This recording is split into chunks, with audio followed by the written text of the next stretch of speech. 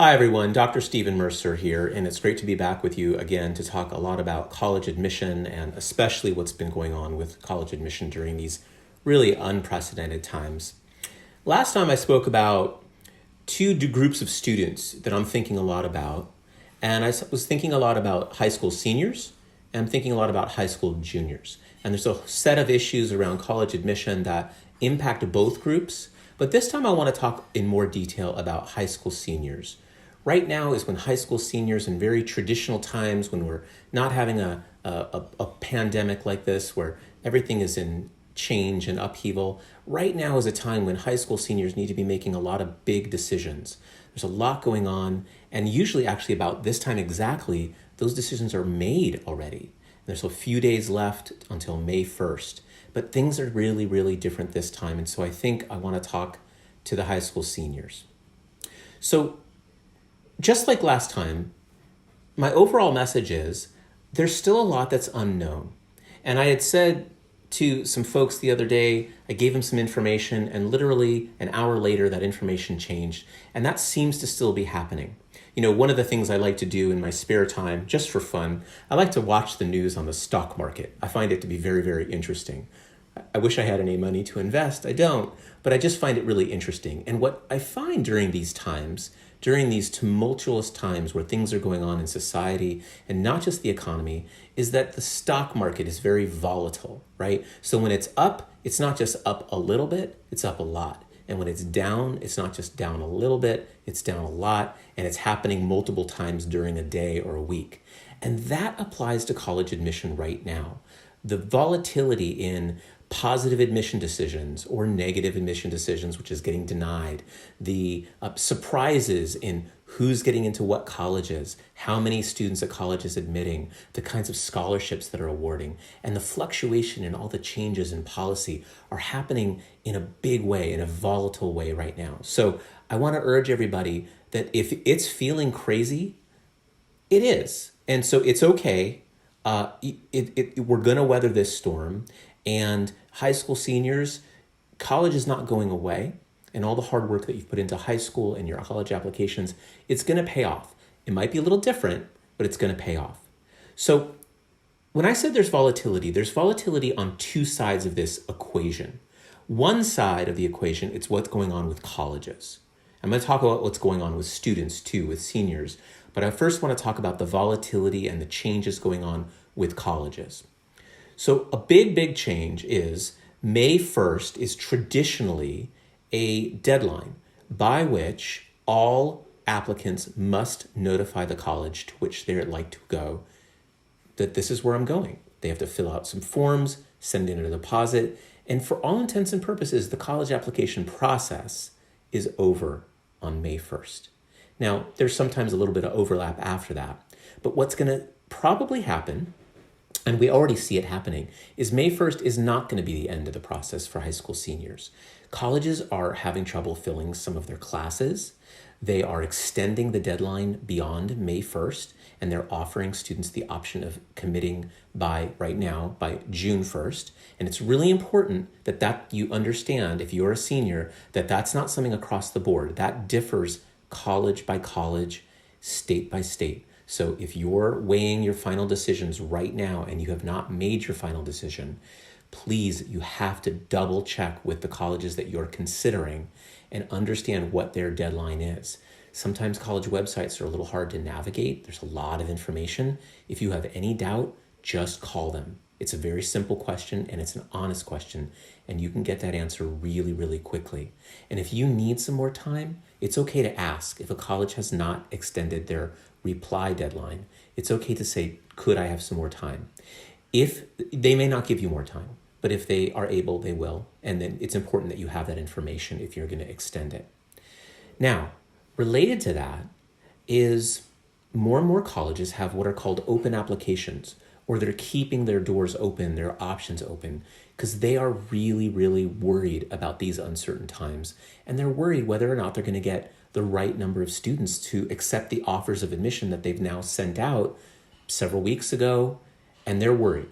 So more and more colleges are having an open door right now. Now, I'm not saying if you're a high school senior, you can just go back and start reapplying to college and do this whole process over again. You can't, right? We are for all intents and purposes at the end of the process. But I want you to know that there's some flexibility built in, not everywhere, but a lot of places. So a student that I'm working with just sent me an email this morning, and the student said that they made their final decision 2 weeks ago. They notified all the colleges that they are not attending. They notified them. They said, thank you very much. I made another choice. I'm going to another college. And like a lot of students at home, they've been discussing and thinking about the world situation and what feels comfortable to the student and that family. And the student emailed me this morning and let me know that they're rethinking their decision, that they're worried that they didn't make the right choice, and that perhaps they wanted to be closer to home. And already before emailing me, they emailed one of the universities to which they had been admitted, one that was closer to home, really great school, and said, I'm rethinking my decision. And they said, we'd love to talk with you. That's going to be a little bit more common right now. I can't promise it's going to happen everywhere, but I want you to know that it's okay to be rethinking. It's okay to be talking as a family, talking to friends, people that you trust, and making some decisions for yourself. Now that's going to just create more volatility and more changes, because if this student does wind up withdrawing from the other university to which they originally committed and enrolling in another university, then it's going to open up spots there. It's a little bit of a cascade effect potentially at universities across the United States. Now, also in what I call normal times, which we probably remember because it wasn't that long ago, at around this time, high school seniors are not just dealing with final decisions, but there was an increase in the use of waitlists by colleges and universities all across the United States. In the last 5 years in particular, there's been a really strong increase in waitlists. And this waitlist all by itself adds uncertainty and it adds volatility. And it's always a tough part of the process if you're waitlisted at a university or more than one university that you truly want to be considered for. This year, the waitlist is compounded with all of these things I've just mentioned. More colleges are using waitlists already. The waitlists are going to be more and more important to the universities this year. And what traditionally happens last year, years before, is if you're on a waitlist, you usually aren't going to find out anything about that waitlist, usually, until after May 1st. That's because that's the deadline by which colleges and universities have set all students to commit. And then on May 2nd, they know, did we meet our goals? Do we have some leftover space? Did we over-enroll? And at that time, on May 2nd, that's when they start to open up the wait list and start calling at the top of the list, and they work their way down until they fill that class. This year, that's going to be compounded. And what's happening, not at every university, but surprisingly, there's been what's called movement on wait lists much earlier. So as I said, usually it's May 2nd at the earliest that most universities would have any idea whether they need to go to their wait list. This year, universities have already started to analyze how many incoming students they have committed by this date before May 1st, and they're anticipating the need to go to the wait list, and they are going to their wait lists earlier. When you are in a college admission office, the folks that work there, going to a wait list is a challenging part of their process.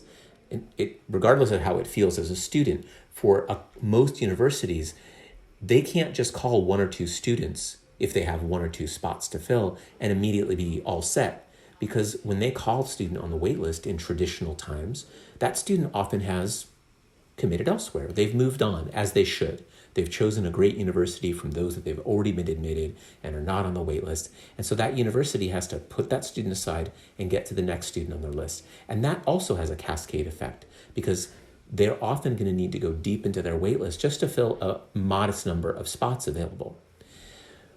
This year, we're starting to see wait list movement early. My recommendation is this. If you're on a wait list, you need to proceed as though you are not on the wait list. You need to make your decision of where you would like to go from the universities to which you have been fully admitted, not on the wait list. If you are contacted about the wait list, the agreed upon rules in the world of college admission is that students are given at least 48 hours to make that decision. Now, there may be some additional pressure that colleges are feeling, and they may communicate that to you if you're offered a spot on the wait list. But the agreed upon rules, and these are just an agreement that colleges have made, there's no laws or contracts, but they've agreed together that they will give students at least 48 hours to make their decision. They're probably going to be pretty strict about that this year. And again, there's some colleges that might try to push that a little bit. But if you are offered a spot off of a wait list, it's probably a good idea to say thank you first and foremost. I'm going to discuss this with my family. When do you need me to get back to you? What's the latest? And of course, usually with those decisions comes decisions around not just admission, but to which major you've been admitted, because that could be different than the major to which you've applied, and financial aid and scholarship could be different. And so that's really important information that you need to have before you do anything with regard to wait lists. And they need to be able to provide that information to students. Colleges need to be able to provide it immediately if they want students to make a quick decision. Now, I mentioned money and scholarship and financial aid, and that's one of the other big unknowns right now. So of all the things that I had mentioned in my previous episode that are unknown, this one is still unknown to a great degree. It's okay to be worried about money. I continue to encourage all students that are trying to figure out, along with families, how are they going to afford college? What's that going to look like next year? I encourage you to call the universities, speak to the financial aid offices directly, and also speak to the admission offices directly. That's my recommendation. There's no one formula. I think this has to be very much a case-by-case situation. Now, finally, one of the big changes that's being discussed is whether or not universities will open in the fall. As of right now, as we're getting towards the end of April, there are a very small number of universities across the United States that have indicated they absolutely will be open. Across the board, the overwhelming vast majority of colleges and universities across the United States are saying, we don't know yet. We want to be open. We want to be offering classes. We want to be bringing in students in a safe and healthy and productive way. We just don't know what that looks like yet. So it's a really honest question to be asking, should I be going to college in the fall? And that brings me to the other side of the equation, right? Students, seniors in this case. What are you going to do next year, right? Because we have this unknown about whether or not colleges are going to be open or what they're going to look like. If they're going to be online classes, will you be able to move into the dorms? Do you want to move, if you're considering this, to move far away from home? Those are all unknowns right now. And last time I had said, it's unknown, hold on, be patient. And now I'm starting to feel like, and I'm starting to advise, that it's time to start making some plans for what you might do next year if college that you're considering is not open for normal business, either closed altogether, which I don't think is likely, but probably looking very different. I'm not saying that I know it's going to be that way, but I think if you're a high school senior, I think you should start making those plans. And what that might look like is what's called a gap year, right? And that's become a popular practice. It has been popular in other parts of the world where students take off a year between high school graduation and starting college to work or volunteer or travel or just recharge and do a number of things and get clear on their next step into adulthood and take a better advantage of college. There is a lot of discussion about whether students are going to be doing gap years. I think it's okay for you as a senior to start thinking about that. Now, what you're going to do is a big question mark. That could be work. That could be travel right now seems unknown. How you're going to work seems unknown. Doing some kind of volunteering, that's a possibility too. But my recommendation is you start thinking about it. Now, one of the things that students are thinking about, and if this is something that you're thinking about, I have a very strong recommendation. You may be thinking about taking college courses at a local community college so that you can continue on with your education, start building some of your college units, which you can hopefully transfer over. And again, you have to be really careful that if you've committed to a university, a four-year university, and you're going to take college classes anywhere, community college, another local college, You have to be very, very clear on what the rules are as to how many college units you can transfer in and if you can do that at all. Okay, that differs university by university, and you have to be really clear. But if you are considering taking one or more, a few classes, a lot at a local community college, my recommendation is that you apply to that community college right now. Applying to a community college looks very different than applying to a traditional four-year university. It's not as lengthy of a process. There's typically no essays. The application is simpler, but there are often steps involved. And those steps are going to be a little bit more challenging now because of the way everybody's working from home and offices are remote. And so there's going to be, I think, a flood of students applying for community colleges coming up in the summer and certainly in the fall as everybody's plans become more clear. My recommendation is apply now. If you don't need to use the community college option, there's no harm. You don't have to pay. You don't have to commit. It's not a lot of time. It's not going to change your plans, but I think it is very prudent that you put that in place now. Now, another big concern that I'm seeing seniors talk about is finishing up senior year, along with, I guess, the disappointment of senior year looking pretty different than what they thought without the traditional end of the school year and end of high school activities like proms and other celebrations. I know that's really frustrating, and I think schools and students and families and neighborhoods are finding different ways to celebrate students and seniors that way. But one of the things that's really coming up too is your classes look really different. And a lot of high schools have said they're going to be doing pass-fail grades as opposed to the traditional grading, whether that was a letter grade or some kind of a numerical grading system. Colleges across the board have expressed very, very flexible policies about this, and they're going to give you credit for your pass-fail classes. If there's a college out there that right now is not going to be allowing that for seniors, I'm not aware of any. I am aware that all colleges in the United States are clear that as long as you pass your classes, you will have satisfied the requirements. Now, if you are in a high school and you're doing online or remote and you are not on pass-fail and you are getting some type of traditional grades, let's say letter grades, it is still imperative that you finish your school year strong. College admission can be jeopardized by low grades, even though you've been admitted and we're at the end of this process.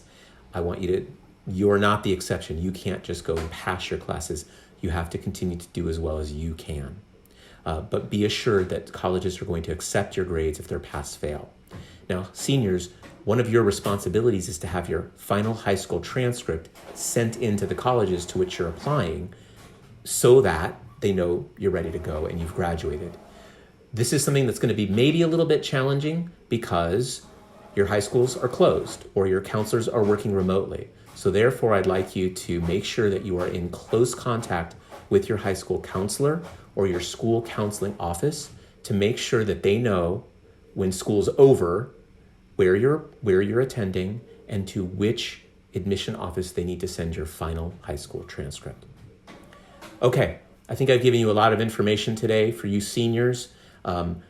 Hopefully things will become a lot more clear in the next days and weeks, and I'll continue to update you. And stay tuned, high school juniors. I'd like to just talk with you next time in more detail about some of the things I'm seeing and some of the recommendations that I have. Until then, I'll see you next time.